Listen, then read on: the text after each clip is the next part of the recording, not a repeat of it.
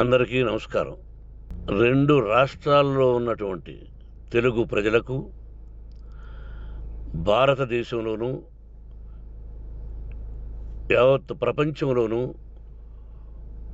ఉన్నటువంటి తెలుగు, మిగతా భాషలలోని అభిమానులకు, నా శ్రేయోభిలాషులకు, ఆత్మీయులకు, ప్రజా ప్రతినిధులకు, 2 రాష్ట్రాల ముఖ్యమంత్రులకు, మీడియా ప్రతినిధులకు నా హృదయపూర్వక నమస్కారాలు. గత 4 రోజులుగా ఏవేమి జరుగుతున్నదని అందరికీ తెలుసు. ముఖ్యమంత్రులకు కూడా తెలిసుంటుంది. ఎందుకంటే వాళ్ళు ఎన్నో సమస్యలతో తలమునకలై ఉంటారు. కానీ ఎవరో ఆయన పర్సనల్ సెక్రటరీస్ చెప్పుండొచ్చు. నా హృదయంలో ఉండే ఆవేదన ఏమిటంటే, కుటుంబ సమస్య. కుటుంబ సమస్యల్లో ఎవరైనా పర్మిషన్ లేకుండా ఇతరులు జోక్యం చేసుకోవచ్చా? మీరే ఆలోచించండి. 100కి 100% అనాల్సిన అవసరం లేదు. కనీసం 95-98% కుటుంబ సమస్యలు ఉంటూ ఉంటాయి. అంటే మేమంతా నటులం కాబట్టి మా విషయాలు, పాపులర్గా ఉన్నటువంటి రాజకీయ నాయకుల విషయాలు, కొంతమంది ఉన్నవి లేనివి, లేనివి ఉన్నవి చెబుతూ ఉంటారు. చెప్పేవాడు కూడా ఆలోచించాలి, వాళ్ళ మనసులు, వాళ్ళ కుటుంబ సమస్యలు అని. ఇదంతా ప్రజలకు తెలుసు. కానీ ఎందుకులే మన పనులు మనం చేసుకుందాం అని అందరూ సైలెంట్గా ఉన్నారు. ఇప్పుడు ప్రజలకు కూడా, కొంతమంది రాజకీయ నాయకులు కూడా ఆలోచించుకోవాల్సిన విషయం. విజువల్స్ చూడండి, టీవీల్లో వస్తున్నాయి, మీడియా, సోషల్ మీడియాలో వస్తుంది. రాత్రి 8 గంటలకు గేటు తోసుకుని నా బిడ్డ మనోజ్ కుమార్ వచ్చాడు. అది రైటా రాంగా పర్సనల్ విషయం, తర్వాత మాడుకోవచ్చు. పత్రికాధిపతులు, అది పత్రికా సోదరులు 4 రోజుల నుంచి నా ఇంటి ముందు మనుషులను పెట్టుకొని, వ్యాన్లు పెట్టుకొని అలా ఉండడం ఎంతవరకు న్యాయం? నేను అప్పటికీ బయట పోతున్నప్పుడు చెప్పాను, అందరికీ నమస్కారం అయ్యా, మీకు కుటుంబ సభ్యులు ఉన్నారు, దయచేసి నా సమస్యను నేనే పరిష్కరించుకుంటాను నా బిడ్డలతో, దీన్ని చిలవలు పరవలు చేయొద్దండి, దయచేసి నన్ను గౌరవించండి, నేను ప్రజలకు ఏం చేస్తున్నాను ఒక విద్య ద్వారా అనేది మీకు తెలుసు. నటుడిగా మీ అందరికీ తెలుసు. ఒక రాజ్యసభ సభ్యుడిగా మీకు తెలుసు. ఎంత క్లీన్ చిట్టుతో వచ్చానో రాజ్యసభ సభ్యుడిగా. నా హృదయంలో ఉండే ఆవేదన చెప్పనలవే కాదు, మీకే చెప్పాలి. ఈ రోజున ఈ మీడియా సోదరులు ఎంత కల్పితాలు, ఎంత నెగటివిటీ నన్ను గురించి చెప్తున్నారో మీ అందరికీ తెలుసు. దానికి నేను బాధపడడం లేదు. మీరు ముఖ్యంగా తెలుసుకోవాల్సింది, రాత్రుల్లో గేటు తోసుకుని, గేటు పగలగొట్టి పర్మిషన్ లేకుండా ఎవరైనా రావచ్చా? మీరే చెప్పండి. వచ్చిన వాళ్ళు అందరూ మీడియా సోదరులా, లేకపోతే ఇంకెవరైనా నా మీద పగ, రాగద్వేషాలతో ఏదో ఒక ఛానల్ చేతులు పెట్టుకుని అలా వచ్చి ఉంటారేమో సందేహం. కానీ వాళ్లను కొట్టాలని, తిట్టాలని మనసా వాచ దైవసాక్షిగా నేను అలా ఆలోచించేవాడిని కాదు. ఎందుకు?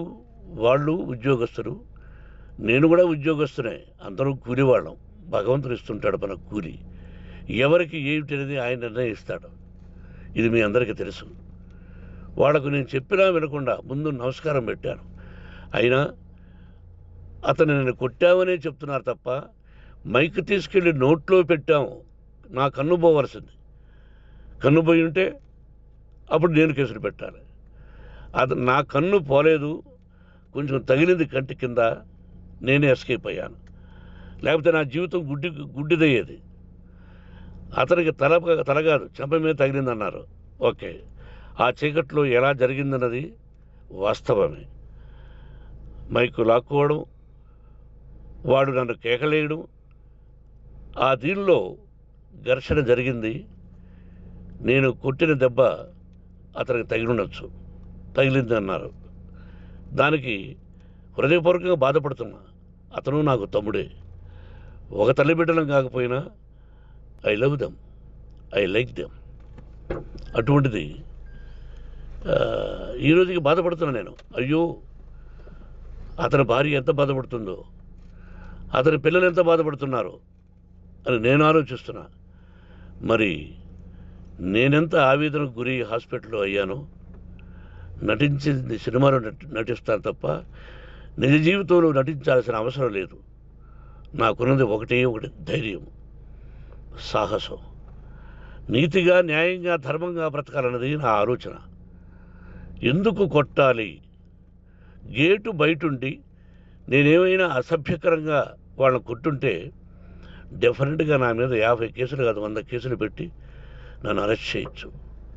లేకపోతే నేనే పోలీస్ స్టేషన్ పోయి, అయ్యా, ఆవేశంలో నా ఇంటి బయట ఉన్న వాళ్ళను కొట్టాను, నాది తప్పే అని పోలీస్ స్టేషన్కి ధైర్యంగా పెడతాను. కానీ ఇంటి లోపలికి వచ్చి నా ఏకాగ్రతను, నా మనశ్శాంతిని భగ్నం చేశాడు. ఆల్రెడీ నా బిడ్డ చేస్తున్నాడు. అయినా నీ కన్నబిడ్డ, ఎప్పటికీ నీ కన్నబిడ్డే. ఏదో ఒక రోజున న్యాయం జరుగుతుంది, మేము కూర్చొని మాట్లాడుకుంటాం. దీనికి మధ్యవర్తులు అక్కర్లే. కుటుంబ సమస్యలకు బయట వాళ్ళని పిలిపించి ఇలా చేయండి, మీరు ఇలా మాట్లాడండి అని చెప్పక్కర్లే. కట్టు బట్టలతో మద్రాసుకు వెళ్ళేవాడిని. ఆల్రెడీ మీకు చెప్పాను. పైసా లేకుండా కట్టుబట్టలతో, చెప్పులు సగం కింద అరిగిపోయి అలా వెళ్ళినవాడిని. మా తల్లిదండ్రులు అద్భుతమైన జన్మను ప్రసాదించారు. ఒక్క పైసా ఇవ్వాల. నా కష్టార్జితంతో నేను సంపాదించి ఈరోజు నేను కులమతాలకు అతీతంగా 25% ఫ్రీ ఎడ్యుకేషన్ ఇస్తూ, నా స్థాయిలో నాకు తగిన సహాయం చేసుకుంటూ, వరద బాధలు వచ్చినా, ఇంకోటి వచ్చినా, అన్నయ్య ముఖ్యమంత్రిగా ఉన్నప్పుడు కూడా ఎన్నో చేశాను. బట్ అవి మర్చిపోయి ఈరోజు కొట్టింది మాట్లాడుతున్నారు. ప్రజాప్రతినిధులారా, నా అభిమానులారా, తెలుగు ప్రజలారా, తమిళ, మలయాళం, కన్నడ అభిమానులారా, ఆలోచించండి. నేను చేసినది తప్పు, కొట్టినది తప్పు. ఏ సందర్భంలో కొట్టాల్సి వచ్చింది? మీ ఇంటికి దూరితే ఒప్పుకుంటారా? మీ ఏకాగ్రతను భగ్నం చేస్తే ఒప్పుకుంటారా? మీరే ఆలోచించండి. న్యాయాధిపతులు కానీ, ప్రజాప్రతినిధులు కానీ, అభిమానులు కానీ, వ్యాపారస్తులు కానీ, ఇదే మీడియా ప్రతినిధులు కూడా వాళ్ళ ఇళ్ళలోకి ఎవరైనా దూరి, ఏయ్ మన గురించి ఇలా రాశావు అని ఆ ఇళ్ళల్లోకి ఒక 10 మంది వెళితే వాళ్ళు దండం పెట్టి పంపిస్తారా? ఏం చేస్తారు చెప్పండి? మీకు టీవీలు ఉన్నాయి, మాకు టీవీలు లేవు. నేను కూడా రేపు టీవీ పెట్టచ్చు. అది కాదు గొప్ప. నా హృదయపూర్వకంగా చెప్తున్నా, అతని మనసును బాధ పెట్టినా, అతను గాయమైన దానికి చాలా చింతిస్తున్నాను. చింతించే లాభం ఏమిటండి అంటే, మరి ఏం చేయాలి? మీరు చేసిందేంటి? మళ్ళీ చెప్తున్నా, అసలు అతను నిజంగా జర్నలిస్టా కాదా అని ఆ చీకట్లో నాకు ఎలా తెలుస్తుంది? టీవీ 9 అని నాకు ఎలా తెలుస్తుంది? ఏదో ఒక కంటి మీదకి ఒక మైక్ వచ్చింది, దానికి అబక్కం లాక్కున్నాను. ఇది వాస్తవమే, అసత్యం కాదు. అది టీవీ 9, ఆ టీవీ 9 మైక్నే లాక్కోవాలి. అది ఏంటండి? నేనేమన్నా మూర్ఖున్నా? వాళ్ళందరూ నాకు కావలసిన వాళ్ళే. ఈ రోజున ఆ రజనీకాంత్, అతను కూడా ఎన్నో ఫోన్లు నేను చాలా సందర్భాల్లో మాట్లాడున్నాను. ఇట్స్ లైక్ మై సన్నా, లేకపోతే బ్రదరా, అలా ఉంటాం. మరి ఈ విషయంలో మాత్రం మీరందరూ అంటే మీరు చేసినది తప్పు అని మీరు ఒక్కరు అనలేదే. కానీ జర్నలిస్టు సోదరులు, ఒక ఆడపడుచు, దాదాపు ఒక 5-6 మంది ఆడపడుచులు, ఒక 5-6 మంది సోదరులు, వాళ్ళందరూ మాట్లాడారు.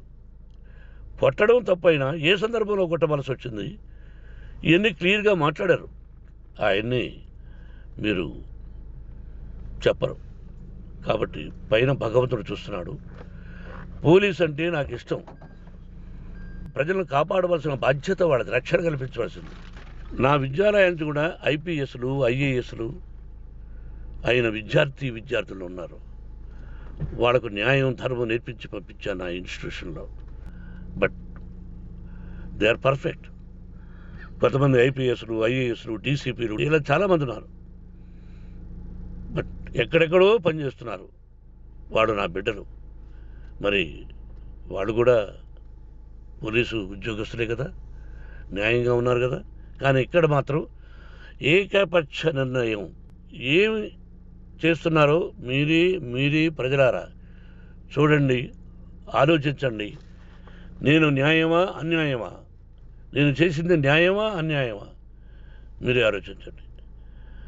నా ఇంటికి తలుపులు బద్దలు కొట్టి రావడం న్యాయమా, మీరే చెప్పండి. ఎల్లప్పుడూ మీ ఆశీస్సులు కోరుకునే మీ మోహన్ బాబు. నమస్కారం.